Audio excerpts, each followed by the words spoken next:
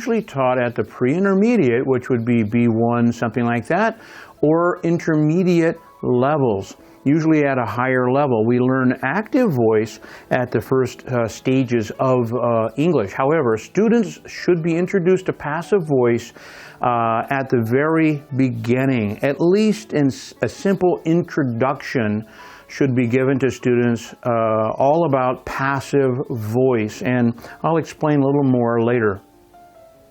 It's to stress the importance of both the verb to be and participle to verbs. It's also important to understand that participle to verbs are used many different ways in English, and often they're used the same or in conjunction with certain adverbs as well that are very important to learn at the early stages. Why is this important? Both passive and active, as I just said, used in everyday speech. It's also important that students study all three verb forms at the earliest stages: infinitive, past simple, and past participle or participle two, and participle one. Participle one is really very simple. It's the ing suffix we use when we create words. In other words, students should study verbs in the infinitive, past simple, and participle two, right? Active voice is when the focus is on the subject with a verb. Passive is when the focus is on the object with a verb. Here's an example. Ernest Hemingway wrote this book. That's simple English, right? Ernest Hemingway wrote this book. That was active voice. Here is an example of passive. This book was written by Ernest Hemingway. So let me go back for just a minute. Ernest Hemingway wrote this book. If we take book and Ernest Hemingway and kind of flip them around, right, then we put the focus on the book, not on Ernest Hemingway. So this book was written by Ernest Hemingway. You see the verb to be in there? That is your verb. Was written, was eaten, was driven. That is passive voice. You'll notice the focus changes. So again, we took the focus, those two important words, Ernest Hemingway and book, and we kind of switched them around a little bit, didn't we? In active voice, we want to refer to the writer. Ernest Hemingway wrote this book. You see how we're talking about Ernest Hemingway? Maybe he's the author of many books. Maybe we want to talk about just Ernest Hemingway. Ernest Hemingway wrote this book. He wrote that book. He wrote that book, etc. And we're talking about Ernest Hemingway. It could also be that we're only talking about the author in just one book as well. In passive voice, we refer to one of many books. There might be a stack on the table, something like that, many books in the library.